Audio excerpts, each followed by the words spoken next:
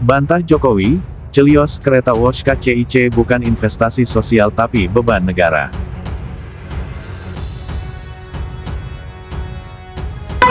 Akhirnya, mantan Presiden Jokowi buka suara soal proyek kereta cepat Wush.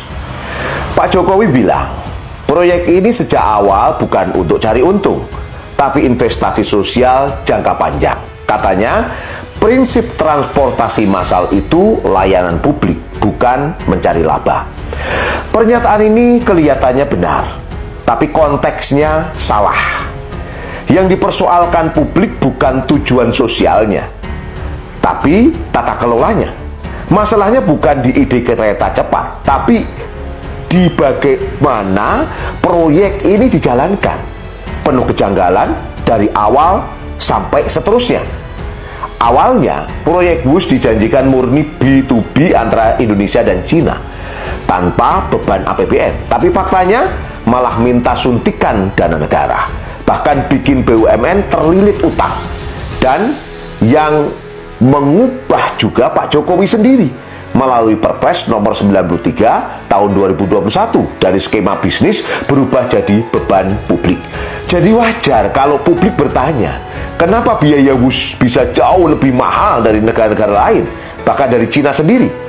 Masalahnya jelas, tata kelola yang buruk dan keputusan politik yang tidak rasional. Dulu Jepang menawarkan proyek lebih murah dengan bunga lebih rendah, tapi pemerintah justru memilih Cina yang biayanya lebih tinggi dan pinjamannya lebih berat. Hasilnya, cost of run besar, beban BUMN meningkat, dan publik yang akhirnya menanggung.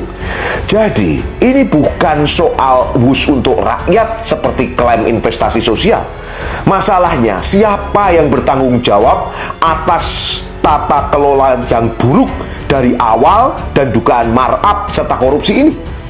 Wush boleh cepat, tapi kebocoran uang rakyatnya ternyata jauh lebih cepat. Di Jakarta itu kemacetannya sudah parah. Ini sudah sejak 30 tahun, 40 tahun yang lalu, 20 tahun yang lalu. Dan Jabodetabek juga kemacetannya parah. Termasuk Bandung juga kemacetannya parah. Dari kemacetan itu, negara rugi secara hitung-hitungan, kalau di Jakarta saja kira-kira 65 triliun per tahun. Kalau Jabodetabek plus Bandung, kira-kira sudah di atas 100 triliun per tahun. Nah, untuk mengatasi itu, kemudian direncanakan dibangun yang namanya MRT, LRT, kereta cepat, dan sebelumnya lagi KRL, ada juga kereta bandara, agar masyarakat berpindah dari transportasi pribadi, mobil atau sepeda motor ke kereta cepat, MRT, LRT, kereta bandara, KRL.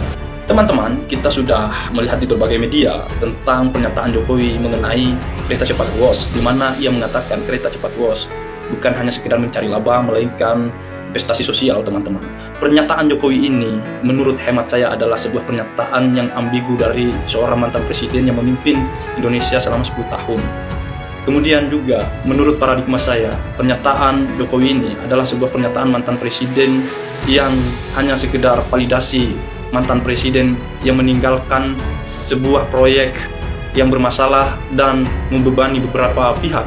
Tentu teman-teman juga sudah mengetahui bahwa pihak-pihak yang dibebani oleh proyek kereta cepat Wush peninggalan Jokowi ini adalah PT Kereta Api Indonesia, di mana menanggung beban kerugian terbesar pada semester 1 tahun 2025. KAI menanggung kerugian sekitar 951,4 miliar, teman-teman.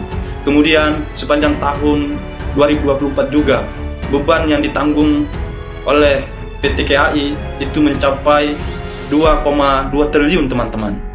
Kemudian juga yang dibebani tentu salah satunya adalah pemerintah Indonesia, di mana proyek kereta cepat Wush peninggalan Jokowi ini membebani keuangan negara kita, teman-teman. Di mana pembengkakan biaya sebesar 1,2 miliar US dollar atau sekitar 19,54 triliun yang ditanggung bersama oleh pemerintah melalui pernyataan modal negara atau yang kita ketahui teman-teman PMN dan pinjaman dari China Development Bank, teman-teman.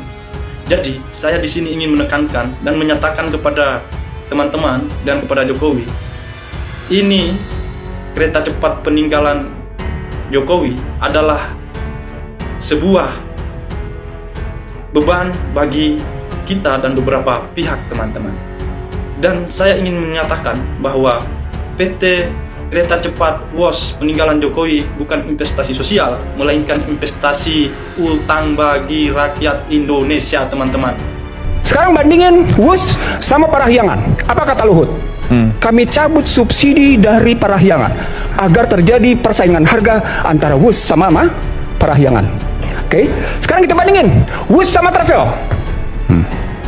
WUS 275 sampai dengan 300.000, Travel paling mahal 175.000. Itu pun sudah mewah, sudah enjoy, duduk dan tenang. Apa artinya? WUS sudah overpricing. Maka masuk dalam kajian yang menikmati WUS adalah hanya kalangan tertentu. Apa artinya? Yang dapat benefit hanya kalangan tertentu. Pada saat yang sama, rakyat dibebani karena menderita kerugian. Kenapa menderita kerugian? Karena tadi ditolak oleh tadi. Kenapa Purbaya menolak? Poinnya adalah rakyat banyak akan membayar kerugian WUS andai kata dipaksa melalui APBN.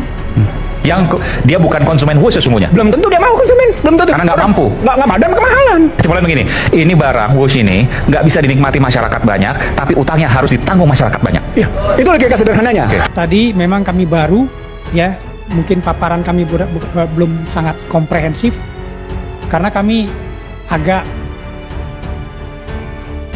worry juga untuk menampilkan sesuatu yang kami tidak kuasai, Pak. Yang belum kuasai. Jadi kami mohon nanti satu waktu lagi apakah kita dalam bentuk FGD gitu ya, untuk memahami lebih dalam, dan kami yakin dalam 1 minggu ke depan kami bisa memahami semua kendala-kendala, permasalahan-permasalahan yang ada di dalam KAI ini. Terutama kami dalami juga ya, masalah KCIC yang seperti yang disampaikan tadi. Memang ini bom waktu buat. Sebentar Pak Bobi, kami ingin sampaikan dalam RKP 2025 dan antara itu sudah ada solusi untuk penyelesaian KCIC. Nah, saya minta Pak Bobi koordinasi dengan, kan setiap bulan kan KAI pasti diundang oleh Danantara untuk evaluasi kinerja kan. Jadi kami akan koordinasi dengan Danantara untuk penyelesaian KCIC ini. Selanjutnya untuk perbaikan dan restrukturisasi dari portofolio kami yang ada, ya seperti anak-anak perusahaan kami sedang lihat satu persatu juga, Pak. Jadi kami melihat itu ada beberapa aset yang memang instead of aset itu dia absorbing the cost, itu bisa menjadi aset yang sangat profitable juga. Kemudian kami minta roadmap soal WUS, Pak. Bapak bisa tanyakan ke WUS, Bapak juga harus menguasai soal hal itu, karena kalau tidak hutang KAI yang menjadi beban KAI yang Bapak tadi sampaikan, bahkan saya lihat kemarin baru 900 miliar di kuartal pertama 2025, tapi kalau di paparan Bapak tadi sudah 1,2 triliun ya kan. Artinya ini kan beban yang tidak kecil. Nah, bagaimana exit plan yang akan Bapak lakukan agar beban utang ini tidak menjadi benalu bagi KAI ke depan begitu, Pak? Karena kalau mengandalkan Danantara untuk bagaimana menyelesaikan persoalan utang ini juga ini tidak baik juga, karena ini akibat dari salah kebijakan yang kemudian hutangnya suruh menyelesaikan orang lain, maka ini akan menjadi bagian dari gali lubang tutup lubang. Ingat bahwa tidak semua masyarakat nikmatin WUS loh, Pak. Bahkan kami saja beli naik WUS juga nggak murah juga, beban juga buat kami ya kan. Tapi saya memang melihat bahwa ada hutang yang begitu besar yang harus ditanggung kereta api dalam proyek kereta cepat Jakarta-Bandung, KCIC. Bapak kan memegang saham dari PSBI ya, 58% lebih. Ya. PSBI menguasai 60%, ya, dari China 40%. Pak, itu kalau dihitung, Pak, 2025 itu bisa beban keuangan dan dari kerugian KCIC itu bisa mencapai 4 triliun lebih. Sekarang saja beban keuangan sudah 1,2 triliun 6 bulan. 6 bulan 1,2 triliun. Saya hanya baca dari laporan keuangan, Pak.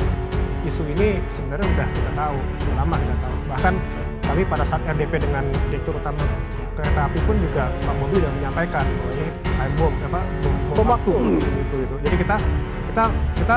saya bicara ke depan nih Mbak Vila. Jadi memang hari ini KCIC ini kan bagian dari BUMN, walaupun dia konsorsium dengan China ya, tapi kan ini tanggung jawab negara juga gitu.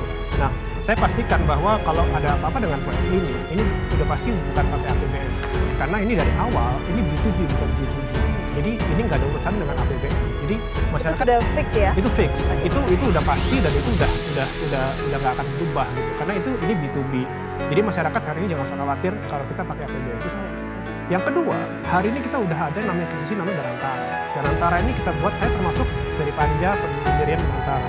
Danantara itu fungsinya adalah holding dari seluruh BUMN. Jadi di sini Danantara bisa melakukan sebuah corporate action yang strategis dan cepat untuk menyelesaikan masalah KCIC ini. Dan kami di Komisi 6 sudah bicara dengan Danantara dan Direktur Utama Kereta Api Indonesia, Pak Bobi juga ini sudah ada solusi yang akan kita lakukan ini dan pasti itu sudah APBN. Mungkin Pak Agus bisa cerita sebenarnya bagaimana dulu awalnya ketika memutuskan untuk tender WUSH ini dengan Cina? Ya Pak Jokowi nggak mau tahu, nggak mau dengar saya dan Pak Jonan. Kan Pak Jonan dipecat, saya dipanggil ke istana dan saya sudah jelaskan bahwa ini mahal sekali, tidak bisa dibayar. Tapi Pak Jokowi ngotot bisa, karena saya tanya, ini ide siapa sih Pak? Ide saya. Nah, sudah. Jadi ya apa yang sekarang terjadi sudah saya ingatkan, clear di istana juga Pak Jonan pasti juga sudah bicara sebelum dipecat. Nah jadi maksud saya, ini kan dulunya itu kan Jepang pakai loan, ya kan, bunga 0,01%, ketika dinaikkan 1,5 sudah teriak semua karena tidak bisa kita bayar waktu itu. Nah itu yang membuat analisnya itu dari UGM sama dari UI. Nah kemudian tiba-tiba diambil Pak Jokowi dikasih ke Cina, yang bantu itu dari ITB. Nah bunganya langsung berubah, hitung-hitungan keuangannya berubah. Tambah saya sudah bilang ya sudahlah, sudah dibangun, mau dibangun niat presiden begitu ya ditanggung saja. Dan terakhir ketika Wika, tadi kan konsorsium BUMN itu Wika ketuanya, tapi kemudian Wika angkat bendera putih sehingga diserahkan pada kereta api. Waktu itu saya tanyakan lagi kepada beberapa pihak, ini uang dari mana? Kalau uang kereta api tidak akan bisa membayar. Dan dia bilang, oh enggak, ini nanti uangnya lewat dari pemerintah. Nah, saya nggak tahu dari pemerintah maksudnya APBN atau apa. Ya sudah, jadi kereta api hanya cash saja Pak, kasir saja. Tapi ternyata kan tidak. Tahun lalu pendapatan dari PTBA 6 triliun sudah diambil. Nah nanti terus bagaimana? Nah sekarang kalau keributan begini, ya saya setuju dengan Menteri Keuangan, yaitu urusannya Danantara, karena sudah diambil alih kan, kereta api ada di bawah Danantara. Nah jadi ya jangan, saya juga sudah ingatkan bahwa ketika Sri Lanka tidak bisa bayar utang pelabuhannya diambil dan jadi pangkalan militer Cina di sana.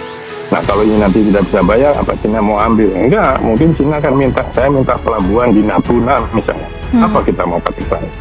Kan ini hal-hal yang sudah saya ingatkan dan lalu kejadian. Terus gimana? Hari ini kan banyak pernyataan saya di YouTube, di mana muncul lagi. Itu sudah lama, dari 5 tahun yang lalu. Jadi ya enjoy saja, saya bilang.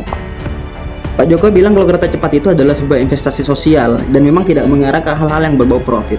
Tapi faktanya, hutang bunganya saja adalah 2 triliun dan pemasukan profit PT KAI dari kereta cepat itu setiap tahunnya hanya 1,5 triliun. Belum penyampaian dari Pak Purbaya, Menteri Keuangan, yang mengatakan tidak akan sedikit pun menggelontorkan dana dari APBN untuk membayar hutang PT KAI tersebut. Dan ya, DPR RI Komisi 6 dan PT KAI lagi bingung-bingungnya gimana cara bayar hutangnya. Belum lagi anggaran markup-nya itu 3 kali lipat lebih dari yang sebelumnya dianggarkan dalam proyek penyelesaian proyek WUSH tersebut, yang diduga banyak tindak pidana korupsi di sana. dan sampai saat ini tidak ada pemanggilan ataupun pemeriksaan dari KPK dan segala. Ya, kita berpikir kembali ya, apakah Indonesia ini menuju Indonesia emas atau sebaliknya? Enggak terbilang ini kata Pak Jokowi, kereta cepat bus itu bukan untuk cari laba tapi investasi sosial. Sebenarnya bisa dihitung nggak sih investasi sosial itu? Bisa dipakai SROI, namanya social return of investment. Rumusnya sederhana, segala manfaat dari WUS ini dibagi investasinya. Yuk kita hitung dulu manfaat dari WUS ini. Pertama ada value of time. Dia dari WUS ini bisa menghemat 1 jam 3 menit. Misalkan orang yang gajinya 7 juta per bulan yang naik WUS nanti 40.000 per jam gajinya dikali 6,06 juta penumpang. Jadi menghemat 254 miliar per tahun WUS ini. Kemudian yang kedua dari kemacetan. Misalkan yang naik WUS tadi dari data 6,6 juta atau 16 ribuan per hari. Misalkan 40%-nya naik mobil pribadi, jadi sekitar 8 ribuan, dan misalkan satu mobil itu yang naik WUS 1,5 orangan, berarti 5.000 mobil mengurangi per hari dari adanya WUS ini. Sedangkan di tol Purbalingga itu 195 mobil per hari. Artinya dengan adanya WUS ini mengurangi kemacetan luas 1%. Nah kata Pak Jokowi, kenapa ini 100 triliun dari kemacetan Jabodetabek dan Bandung? Tapi kalau menurutku WUS itu cuma mengurangi macet di tol Jakarta Bandung, bukan dalam kotanya. Misalkan 10% aja lah dari 100 triliun ini. Berarti dari mengurangi kemacetan 2,5% plus 10 ini bisa menghemat 250 miliar per tahun. Nah kemudian kita hitung biaya ngebangun si KCIC ini sekitar 120 triliun. Dapatlah tadi manfaatnya 500-an, biaya ngebangun 120 triliun, berarti ini semuanya cuma 0,42. Nah ini untuk 1 tahun, kita hitung kalau untuk 30 tahun dengan diskonnya 8%. Nah dapatlah 0,045. Nah SROI yang bagus itu sebenarnya sama dengan 1 atau lebih besar dari 1. Terus perlu berapa tahun sih biar SROI-nya lebih besar dari 1? Nah ruas kiri ini kan 19, di ruas kanan ini kalau N-nya tak hingga, waktunya lama banget, ini cuma sama dengan 1. Artinya apa? Berarti artinya SROI ini tidak pernah bisa tercapai yang lebih besar dari 1. Walaupun N-nya menuju tak hingga, jika penumpangnya cuma 6,06 juta per tahun, jadi harus ditingkatin. Terus perlu berapa penumpang sih supaya SROI-nya lebih besar dari 1? Rumusnya tinggal kita inverse dulu, dapatkan nanti persamaan terakhirnya kayak gini. Yang aku hitung itu untuk beberapa tahun harus 1.000 penumpang. Untuk 50 tahun dia SROI yang besar dari 1 perlu 117 penumpang. Kalau 200 tahun pun harus 115 juta penumpang. Padahal kereta cepat WUS itu maksimal kapasitasnya cuma 13 juta. Jadi SROI ini tidak akan pernah lebih besar dari 1. Lalu berapa sih manfaat yang harus dihasilkan WUS supaya SROI-nya lebih besar dari 1? Ini reverse lagi rumusnya, dapat persamaannya kayak gini. Nah kalau kita lihat setelah 30 tahun itu harus sekitar 10 triliun per tahunnya manfaatnya. Nah tapi kalau kita lihat tadi manfaatnya hanya 500 miliar. Nah mungkin ini ada yang gak terhitung ya, kayak misalnya traffic kan tadi kita perlu perhitungan asumsi ya. Dan bisa juga mungkin ada pariwisata dengan adanya WUS ini, ada juga UMKM. Jadi kalau SROI-nya pengen lebih besar dari 1, manfaat dampaknya itu harus sekitar 10 triliun dari WUS ini. Pun bakal terrealisasi sekitar 30 tahun. Oke, Pak Agus, kalau kemudian kondisi saat ini mengingatkan kita lagi bagaimana kisruhnya atau bagaimana mungkin kalau bisa dikatakan bagaimana berantakannya pengambilan keputusan pada saat memutuskan tender ini, apakah kemudian menurut Anda... Tidak ada tender, Mbak, tidak ada tender. Ini adalah dari Jepang diambil ke Cina, tidak pakai tender. Baik. Malam penunjukan langsung ya Pak Agus berarti? Ya bukan penunjukan langsung, kan ini istilahnya bisnis to bisnis. Ya sudah, ini hanya bisnis to bisnis loh. Bukan G2G loh. Kalau waktu dengan Jepang itu G2G. Oke, baik. Pak Agus, kalau kemudian melihat kondisi saat ini tidak bisa bayar, menurut Anda perlukah kemudian dimintai pertanggungjawaban bagaimana proses di awalnya? Iya, yang bertanggung jawab Presiden kok. Mungkin masih ada sekarang Pak Luhut, coba tanya aja. Karena kan itu tidak kan ditentukan, tadi saya katakan kan beliau bilang ini ide saya, ya dia yang lakukan. Kan yang suruh cari uangnya, kontaknya itu Menteri BUMN yang waktu itu, karena Menteri Perhubungan menolak kan. Bicara utang WUS, untungnya ke dia, susahnya ke kita. Kalian sadar gak sih teman-teman, kereta yang katanya WUS itu ternyata bikin ekonomi kita malah berantakan. Proyek kereta cepat Jakarta-Bandung alias WUS yang dulu digadang-gadang ya bakal jadi simbol kemajuan. Sekarang lagi nyeret beban utang negara yang besar teman-teman. Dulu dijanjiin kerjasama antar perusahaan, tapi ujung-ujungnya ya pakai bantuan APBN juga. Bahkan Pak Luhut juga ngaku teman-teman dari awal proyek ini tuh udah busuk. Pemerintah lagi nunggu kepres buat restrukturisasi utang ke Cina. Di balik itu ya Menko Pak Purubaya bilang ngapain APBN lagi yang nutupin? Untungnya ke Danantara, masa susahnya ke negara. Dan ya ini lucu sih teman-teman. Dari dulu kita itu disuruh bangga, katanya ini proyek kebanggaan bangsa. Tapi begitu utangnya jatuh tempo, yang bangga entah siapa yang bayar kita teman-teman. Padahal bunga pinjamannya itu lebih tinggi dari tawaran Jepang dulu. Sekarang cost of run-nya udah nembus lebih dari 1 miliar dolar. Kalau dipikir ini kayak orang ambil cicilan motor mewah ya. Padahal gajinya UMR, ya maksain gitu loh. Dan yang bikin tambah aneh, lembaga kayak Danantara itu udah dapat dividen BUMN. sampai 80 triliun teman-teman. Tapi kok giliran utang ya pura-pura nggak kenal. Kalau ini benar-benar jadi beban BUMN, berarti uang rakyat di APBN bisa terimbas juga, langsung atau nggak langsung. Jadi sekarang pertanyaannya ya, proyek kebanggaan siapa? Kalau yang rugi kita, tapi yang untung ya mereka. Masih pantas nggak sih disebut simbol kemajuan? Coba deh teman-teman, kalau menurut kalian ya, seberapa jauh rakyat itu harus ikut tanggung kesalahan proyek yang dari awal udah salah arah? Tahun lalu ini ada statement Anda juga yang mengatakan bahwa diduga pembayaran cicilan itu menggunakan dana dari PT KAI. Menurut Anda mengapa ini tidak boleh dilakukan? Ya mana kuat KAI. Saya itu meretransformasi KAI bersama Pak Jonan dengan kawan-kawan yang lain. Dari minus 800 miliar kita lalu menjadi 2 atau 3 triliun, saya nggak lupa. Terus suruh bayar, nggak akan bisa. Uangnya dari mana? KAI. Yang kemarin yang diambil itu pendapatan dari PTBA kalau saya tidak salah ya, coba tolong dicek. Itu sekitar 6 triliun sudah untuk nambal cicilan KCIC. Nah terus bagaimana ke depannya? Udah kusut. Saya sebenarnya sudah malas ngomong karena saya sudah ingatkan betul waktu itu semua pihak hati-hati. Nah sekarang dibahas lagi kan karena cenderung macet dan lempar tanggung jawab. Menurut saya ya kalau uang KAI nggak akan bisa. Nah karena Dalantara sudah ngambil dana, menurut Pak Menteri Keuangan sudah ambil dana seluruh dana BUMN, ya BUMN yang bayar. Jangan APBN, saya setuju itu. Direktur Center of Economic and Law Studies CELIOS Bima Yudhistira Adinegara membantah pernyataan mantan Presiden Jokowi yang menyebut proyek kereta cepat Jakarta-Bandung (KCJB) atau kereta WOS adalah investasi sosial. Jadi salah kalau menyebut kereta WOS itu investasi sosial. Yang betul, WOS itu adalah beban negara, tegas Bima di Jakarta, Selasa, tanggal 28 Oktober tahun 2025. Selanjutnya Bima menyebut adanya bias jika menyebut kereta WOS adalah investasi sosial. Karena, kereta WOS yang dikelola PT Kereta Cepat Indonesia China, KCIC, punya pasar kelompok menengah ke atas. Jangan pernah berharap kaum yang penghasilannya pas-pasan bakal naik kereta WOS untuk perjalanan dari Jakarta menuju Bandung atau sebaliknya. Beda dengan MRT, komuter lain atau Transjakarta yang jelas-jelas untuk kelas menengah ke bawah. Ketika ada dana besar untuk membangun moda transportasi untuk menengah ke bawah, itu baru investasi sosial. Masih banyak loh daerah yang belum memiliki transportasi publik yang mumpuni. DIY, misalnya, ungkap Bima. Sehingga, lanjut Bima, jangan salah mengartikan investasi sosial jika memang tak paham. Atau malah menjadikan narasi itu sebagai pembenaran. Faktanya, kereta WOS menelan dana investasi 7,27 miliar dolar. Sebesar 75% dari nilai investasi itu berasal dari utang, bunganya 2% per tahun. Jika biaya kereta WOS atau bunga utangnya bisa digeser untuk membangun transportasi publik di daerah, khusus untuk menengah ke bawah, baru itu namanya investasi sosial. Tapi, bukan kereta WOS, ya, tandasnya. Sebelumnya, mantan Presiden Jokowi menyebut proyek KCJB atau kereta WOS direalisasikan bangun bukan untuk mencari keuntungan, namun sebagai investasi sosial. Selanjutnya, dia menyebut, pembangunan dan operasional kereta WOS berawal dari masalah kemacetan yang melanda Jabodetabek dan Bandung, selama 20 hingga 40 tahun terakhir. Dari kemacetan, negara rugi secara hitung-hitungan. Kalau di Jakarta sekitar 65 triliun rupiah per tahun. Kalau Jabodetabek plus Bandung, di atas 100 triliun rupiah per tahun, ujar Jokowi di Mangkubumen, Banjarsari, Kota Solo, pada Senin, tanggal 27 Oktober tahun 2025. Atas kemacetan itu, lanjut Jokowi, menimbulkan kerugian ekonomi yang menjadi pendorong utama pemerintah dalam membangun berbagai moda transportasi massal, seperti KRL, MRT, LRT, kereta bandara, hingga WOS.